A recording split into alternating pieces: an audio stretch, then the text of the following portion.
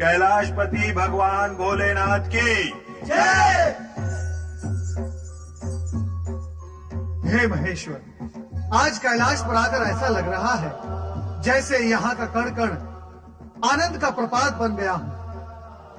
यहाँ की पर्वतमालाओं ने जैसे सत्य, शिव और सुंदर का रूप धारण किया हो। हे महादेव, ऐसा अद्भुत दृश्य और प्रकृति का विलक्षण रूप कभी नहीं देखा। आज महाशिवरात्रि है देवर्षि। प्रभु, शिवरात्रि की महिमा पर आप ही प्रकाश डालिए। सर्वप्रथम जब मैं ज्योतिर्मय स्तंभ रूप में प्रकट हुआ था, वो मार्गशीर्ष मास में आद्र नक्षत्र से युक्त प्रतिपदा का समय था। सर्वप्रथम विष्णु और ब्रह्मा ने मेरे दर्शन किए थे और तभी से ये दिन महाशिवरात्रि के नाम से विख्यात है। हे महेश्वर, इस शुभ दिन का महत्व बताने की कृपा करें। भक्तजन इस रात्रि को शिव कृपा पाने की इच्छा से हमारा पूजन करते हैं, किंतु ये इच्छा पूर्ण होना इतना सरल नहीं। क्यों प्रभु? जब तक हृदय में अज्ञान और अधर्म का साम्राज्य चलता रहेगा, ना तो शिव तत्वों का प्रकाश होगा, ना ही मन का अंधकार मिटेगा। स्वामी, ये शिव तत्व क्या है और इसकी महिमा क्या है? नारद, तुम तो शिव और विष्णु दोनों के ही परम भक्त हो। सती की इस जिज्ञासा का निवारण तो तुम ही कर सकते हो। अवश्य करूंगा महादेव, किंतु इस समय मेरा मन गुरुद्रोह की व्यथा से व्याकुल है। गुरुद्रोह? ये कौन है देवर्षि? एक आदिवासी भूल। अभी अभी अपनी आंखों से उसकी व्यथा देखकर आ रहा हूं। किंतु ये गुरुद्रोह है कौन और इसकी व्यथा क्या है? कृपा करके मुझे भी बताइए ना देवर्षि। हे महेश्वर, इससे पूर्व कि मैं देवी सती को उस भील के संदर्भ में कुछ बताऊं, कृपया कर आप मुझे ये बताएं कि जो कुछ उस भील के साथ हो रहा है, ये सब कहीं आप ही की तो लीला नहीं है? नारायण नारायण। परम ब्रह्म तत्व को जानने वाला ऐसा प्रश्न नहीं करता नारद। तुम सती की जिज्ञासा का निवारण करो। माता, गुरुद्रोह एक आदिवासी भील है जो अरण्यों में रहकर पशु पक्षियों का शिकार करके अपने कुटुंब का पेट भरता है। आज मैंने अरण्य में क्या देखा कि गुरुद्रोह एक हिरनी पर अपना लक्ष्य साधे उसके पीछे पीछे भाग रहा था। हिरनी की भागने की गति इतनी तीव्र थी कि बहुत प्रयास करने पर भी गुरुद्रोह का लक्ष्य हिरनी पर नहीं लग रहा था। देखते ही देखते हिरनी अदृश्य हो गई और गुरुद्रोह हताश और निराश हो गया।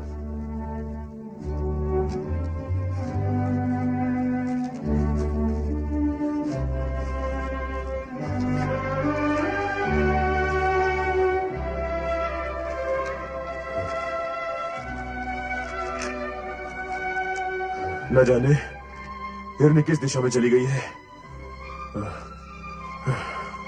इस पेड़ पर चलकर देखता हूं।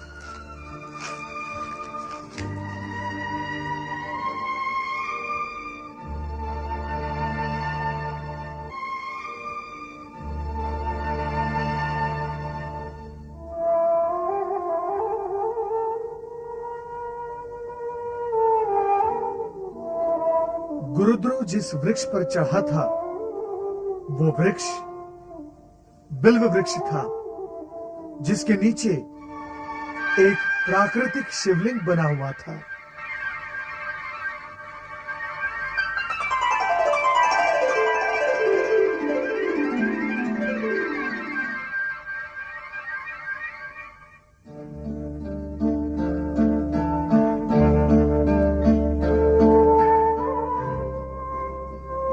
गुरुद्रोह, तू इस निरीह प्राणी के प्राण क्यों हरना चाहता है?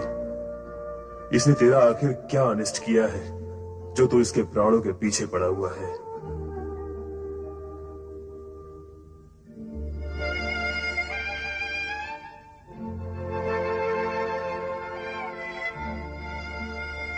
मैं जानती हूँ आपका छोड़ा हुआ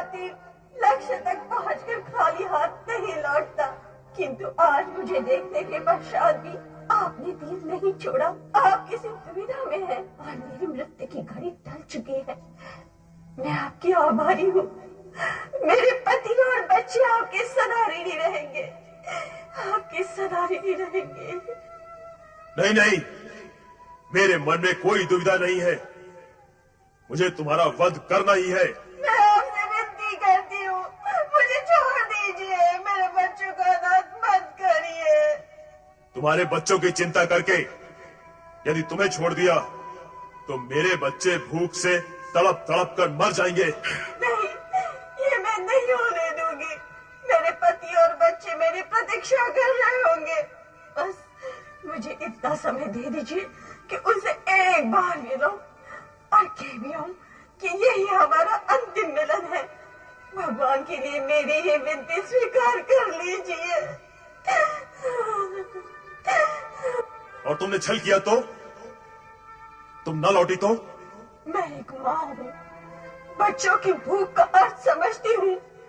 मेरे छल के कारण आपके बच्चों का अनिष्ट हो, ये मुझे कभी सहन नहीं होगा। मैं आऊंगी, अवश्य आऊंगी, ये मेरा वचन रहा। प्राणों के भय के आगे वचन झूठे पड़ जाते हैं। और फिर भूखे के सामने पकवानों से भरी थाली या शिकारी के सामने शिकार हो और वो उसे छोड़ दे, ये कैसे संभव हो सकता है?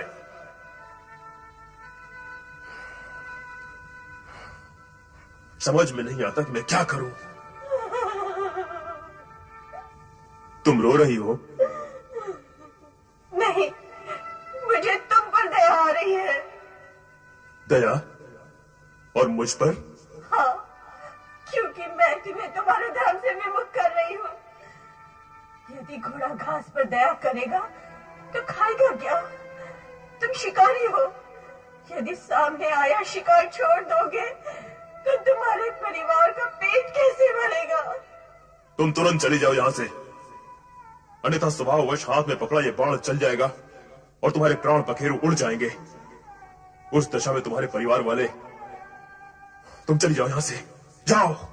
इस दया भाव के लिए बहुत बहुत धन्यवाद। आपने अपना कर्तव्य पूरा किया, अब मैं भी करूंगी। घर में सबसे मिलने के उपरांत यही आकर तुम्हारे सामने खड़ी हो जाऊंगी। तब तुम मेरे प्राण हर लेना। तुम्हें मुझ पर भरोसा नहीं? तुझ पर भरोसा है या नहीं, मुझे तो अब स्वयं पर भी विश्वास नहीं रहा। तुम कुछ सोच रहे हो? नहीं नहीं, तुम शीघ्र जाओ और जल्दी लौटकर आना। मैं तुम्हारी यही प्रतीक्षा करूंगा। धन्यवाद शिकारी जी, धन्यवाद।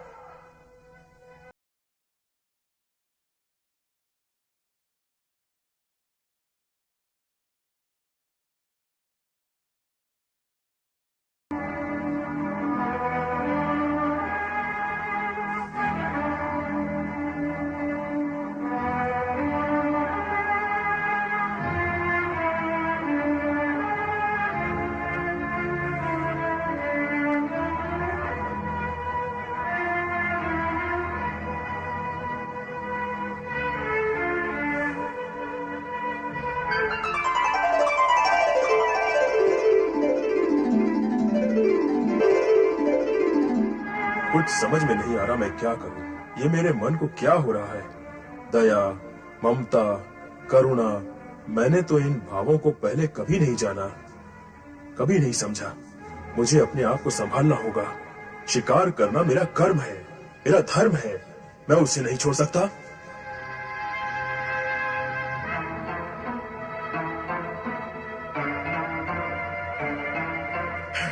नहीं नहीं, मुझ पर दया करो।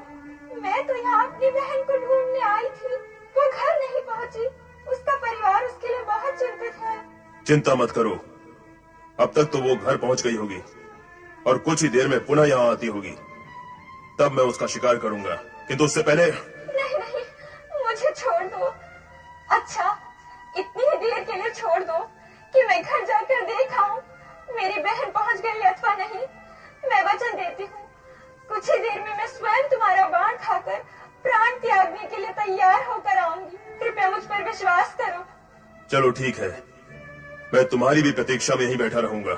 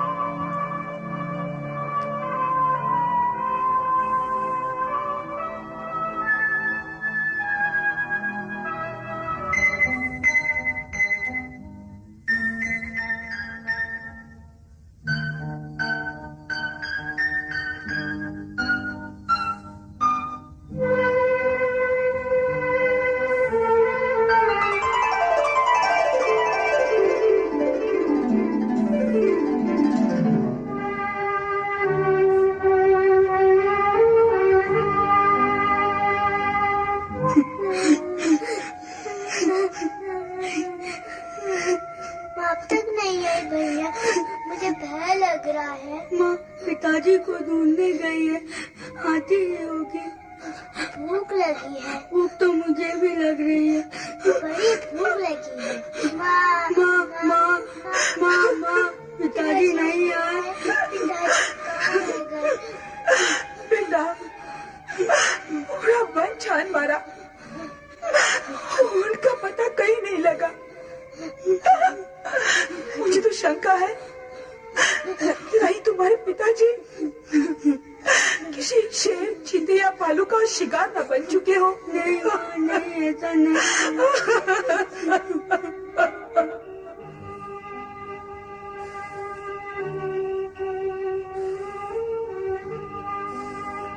लगता है वे दोनों नहीं आएंगी। मुझे मूर्ख बना के चली गई। अब प्रतीक्षा से कोई लाभ नहीं।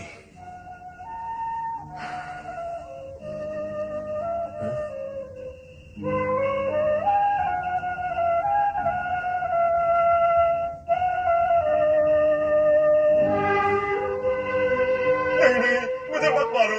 मैं तो यहाँ अपनी पत्नी को ढूंढने आया था। सच कहो, क्या तुमने उसका वध कर दिया? नहीं, वो मुझसे कह कर गई थी कि तुम लोगों से मिलकर लौटेगी, किंतु लौट कर आई नहीं। लगता है अपने वचन से फिर गई है। मैंने सारा दिन उसकी प्रतीक्षा में गंवाया है। मेरे बच्चे भूख से तड़प रहे होंगे, मेरी पत्नी मेरे लिए चिंतित होगी। अब मैं तुम्हें ही अपना लक्ष्य बनाता हूं। मैं तुम्हें नहीं छोड़ूंगा। मत छोड़ना, किंतु इतनी विनती है, मुझे एक बार अपनी पत्नी से मिल लेने दो, फिर मैं स्वयं तुम्हारे सामने बाढ़ खाने के लिए सहज खड़ा हो जाऊंगा। ठीक है, तुम भी जाओ, किंतु शीघ्र आना, बहुत विलंब हो गया है।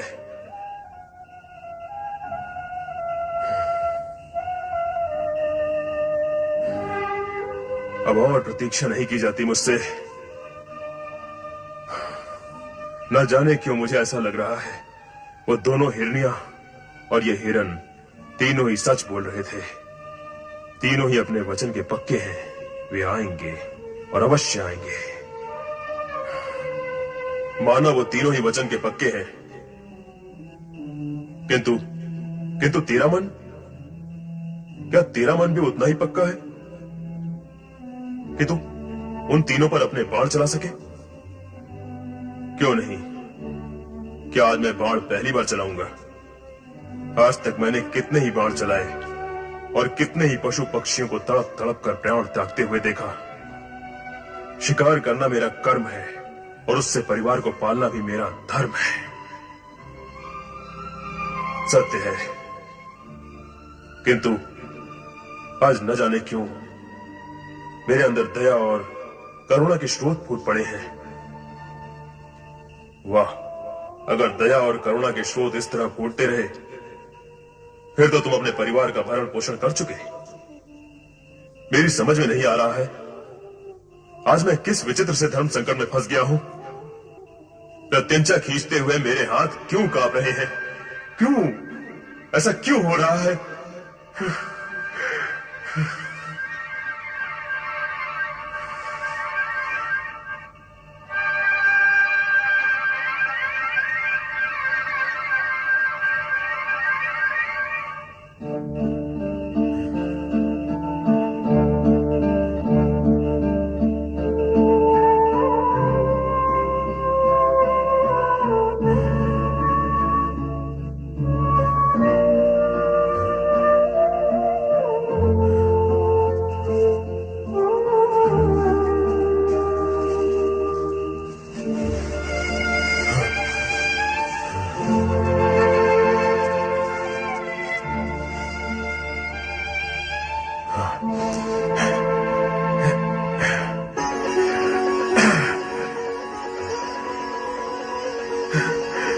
प्रभु, आप, प्रभु,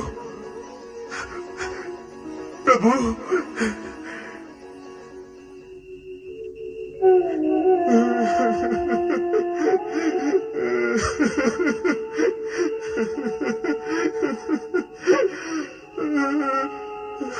मैं क्या करूं भगवान, मैं क्या करूं?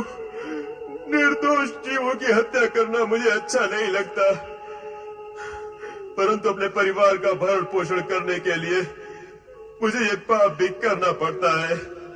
अब आप ही बताइए प्रभु, मैं क्या करूं? क्योंकि यदि एक और जीव की हत्या पाप है, तो दूसरी ओर जीवों को भूखा रखकर उन्हें मृत्यु की ओर ढकेलना भी तो पाप ही है। मैं कौन सा पाप करूं, या कोई भी पाप ना करूं तो क्या करूं? मेरा मार्गदर्शन करिए भोलेनाथ, मेरा मार्गदर्शन करिए। मुझ पापी का कल्याण कीजिए प्रभु। वो भील आंसू बहा बहा कर आपको पुकार रहा है, आपकी सहायता मांग रहा है।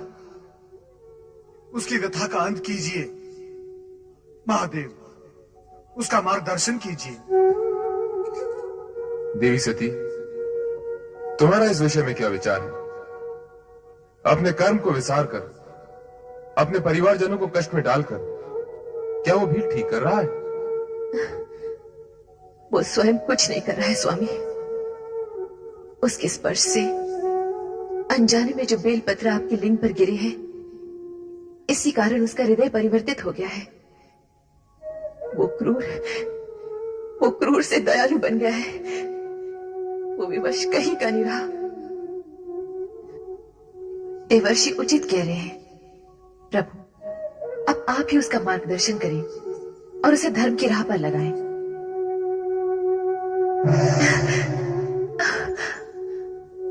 माता, प्रभु ने मेरी विनती सुन ली, मेरी प्रार्थना सार्थक हुई। अब उस भील का उद्धार अवश्य हो जाएगा। नारायण नारायण नारायण। मुझे सद्बुद्धि दो भगवान, मुझ पर दया करो, मेरा कल्याण करो प्रभु, मेरा कल्याण करो भोलेनाथ।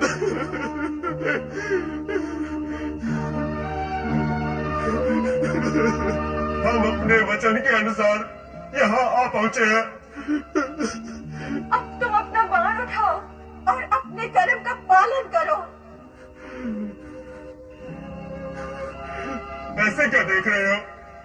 बाण चढ़ाओ, चढ़ाओ बाण। विलंब मत करो, तुम्हारे बच्चे और पत्नी भूख से बिलख रहे होंगे। भूख से भी बढ़कर तुम्हारे घर न लौटने के कारण आशंकित भी होंगे। तुम अपना काम समाप्त करो और जल्द ही घर लौट जाओ। नहीं नहीं, मैं तुम्हें नहीं मारूंगा।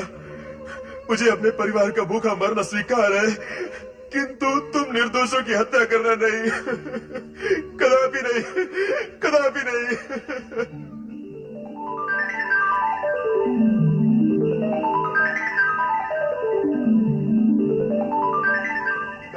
भोलेनाथ,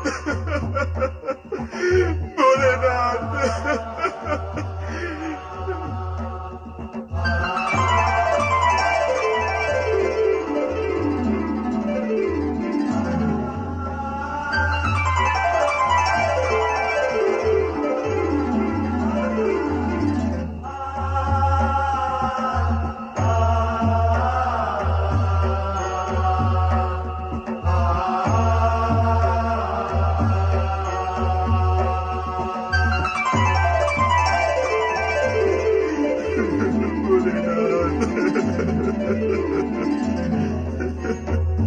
उठो वत्स।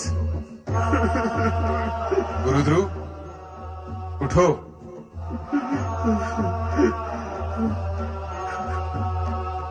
आओ वत्स।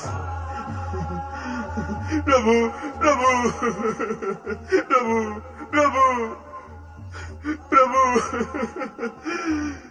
मुझे धर्मी को आपने साक्षात दर्शन दिए। इस हत्यारे पापी पर इतनी कृपा क्यों? मैं इसके योग्य नहीं प्रभु, मैं इसके योग्य नहीं। गुरुध्रुव, हत्या करना पाप है, किंतु कर्म नहीं करना भी तो पाप है।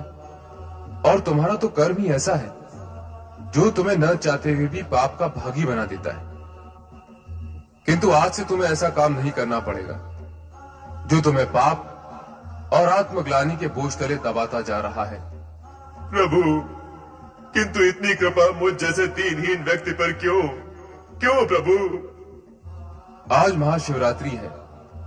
आज के इस पावन दिन बिल्व पत्रों से मेरी पूजा करने के पुण्य के फल स्वरूप तुम्हारा ये कायाकल्प हुआ है और तुम तीनों ने आज के इस पावन दिन अपना दिया हुआ वचन पूरा कर दिखाया। ये देवीय रूप उसी का फल है। तुम्हें मृग योनि से अपनी स्वाभाविक दिव्य योनि प्राप्त हुई। ओम नमः शिवाय। पिताजी, तुम सब इस रूप में? ये सब तुम्हारी भक्ति का प्रसाद है। आज महाशिवरात्रि के दिन मेरी पूजा करने के फलस्वरूप तुम अपने पूर्व पापों से मुक्त हो गए हो और श्रृंगवेरपुर के राजा बन गए हो। मैं और राजा?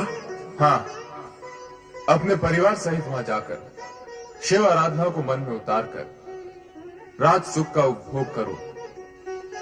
त्रेता युग में विष्णु के अवतार भगवान राम से तुम्हारी भेंट होगी और तुम उनके उत्तम मित्र के रूप में जाने जाओगे। जो आज्ञा भगवान शिव शंकर, जो आज्ञा। तुम तीनों दिव्य धाम के लिए प्रस्थान करो। जो आज्ञा प्रभु।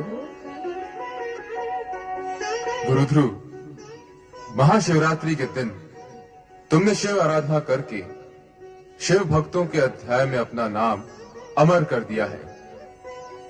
जो भी शिव भक्त महाशिवरात्रि के दिन तुम्हारी ये कथा सुनेगा उसे वो सारे पुण्य प्राप्त होंगे जो तुम्हें हुए हैं। कल्याण भव।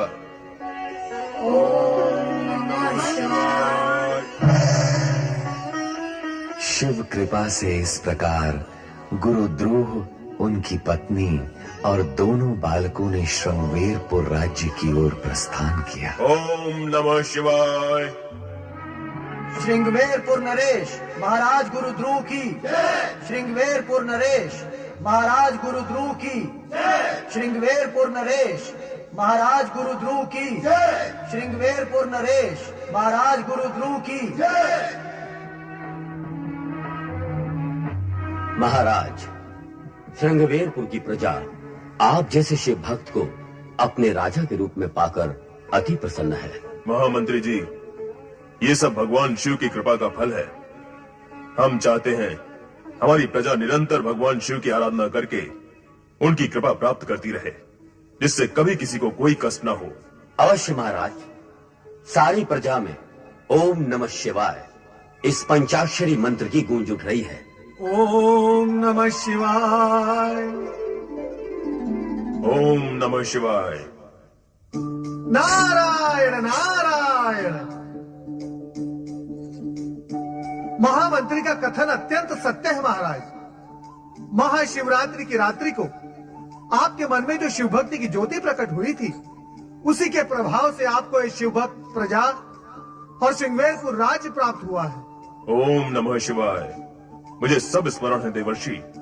मुझे ये भी स्मरण है कि उस रात आप ही ने मुझे बिल्व पत्र के पेड़ पर बैठे देखा था और नारायण नारायण। और मैं वहां से सीधा शिव सती के शरण में कैलाश पहुंच गया था। राजन, आप अत्यंत भाग्यवान हैं। महाशिवरात्रि के दिन आपके हाथों हुई शिव भक्ति और पशुवत से विरक्ति के कारण शिव भक्ति में और उसके इतिहास में आपका नाम अमर हो गया है। स्वयं शिवजी और माता सती आपकी शिव भक्ति की प्रशंसा करते हैं। ये सब आपकी कृपा है देवर्षि। मेरी नहीं राजन, भोलेनाथ की कृपा है। और जब भोलेनाथ की कृपा होती है तो असंभव भी संभव हो जाता है। राजन, मैं आपको एक रहस्य बताना चाहता हूँ। कौन सा रहस्य देवर्षि? युगों युगों तक आप श्रृंगवेरपुर पर राज करेंगे। शिव भक्ति से प्राप्त सिद्धि के कारण आपकी आयु अपरिमित होगी। आप त्रेता युग में भी जीवित रहेंगे। क्या कह रहे हैं देवर्षि? मैं त्रेता युग में भी जीवित रहूंगा? हाँ राजन, भगवान विष्णु जब त्रेता युग में राम का अवतार लेंगे तब आप उनकी सहायता करेंगे और राम भक्त के रूप में आपका नाम अमर हो जाएगा। धन्य है देवर्षि, आप सचमुच धन्य हैं। आपने मुझ पर जो उपकार किया है उसके लिए मैं सदा आपका ऋणी रहूंगा। नारायण नारायण। मैं तो शिवजी का छोटा सा सेवक हूँ। उपकार तो आपको भोलेनाथ का ही मानना होगा राजन। क्योंकि उनकी इच्छा से ही आपको शिव भक्ति प्राप्त हुई है और इस उपकार का ऋण चुकाने के लिए आपको अपने राज्य में स्थान स्थान पर शिव मंदिरों का निर्माण करना होगा, जिससे शिव भक्ति की गूंज संसार में गूंज उठे। ऐसा ही होगा देवर्षि, ऐसा ही होगा। हम राज्य के कोने कोने में शिवालयों का निर्माण करवाएंगे और हर शिव पर्व उत्सव मनाएंगे, और ये सब भोले शंकर की कृपा से होगा। ओम नमः शिवाय। राजन, जानते हो, इसी ओम नमः शिवाय के प्रभाव से वो हिरण और हिरणी कहां पहुंच गए जिन्हें आपने प्राणदान दिया था? नहीं देवर्षि, बताइए वे कहाँ हैं? महाशिवरात्रि को अपना वचन निभाने और शिव भक्ति में सहयोग करने के कारण वे पशु योनि को त्याग कर सीधे स्वर्गलोक पहुंच गए हैं। स्वर्गलोक में? हाँ राजन, अब मैं स्वर्गलोक पहुंचकर उन्हें भी ओम नमः शिवाय की महिमा सुनाऊंगा। नारायण नारायण।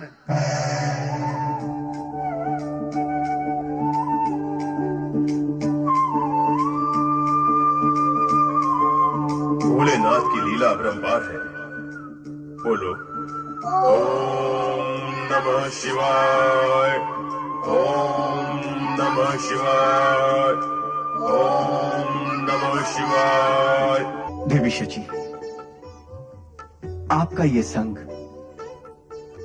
और इस स्वर्गिक आनंद की अनुभूति हमारे हृदय को सदा प्रफुल्लित रखती है। स्वामी, आपकी वार्तालाप सुनकर मेरा मन तरंगित हो गया। प्रणाम देवराज। देवराज और देवी शची को हमारा भी प्रणाम। मेरा भी प्रणाम स्वीकार कीजिए। कौन है आप लोग? हमें आपका परिचय नहीं है। शची, क्या तुम इन तीनों से परिचित हो? नहीं स्वामी, मैं तो इन्हें आज पहली बार देख रही हूँ। ओम नमः शिवाय। नारायण नारायण। देवऋषि नारद। भगवान शिव आप सबका कल्याण करे। देवराज इंद्र, आप मृगेश, मृगावती और हिरण्याक्षी को पहली बार देख रहे हैं। इसमें आश्चर्य की बात नहीं है, क्योंकि महाशिवरात्रि के दिन एक शिव भक्त को दिए वचन को निभाने के कारण इनका हिरण और हिरणी के जन्म से उद्धार हो गया। ये सब भगवान भोलेनाथ की कृपा है। हिरण हिरणी? देवऋषि, हम तीनों पहले हिरण हिरणी थे।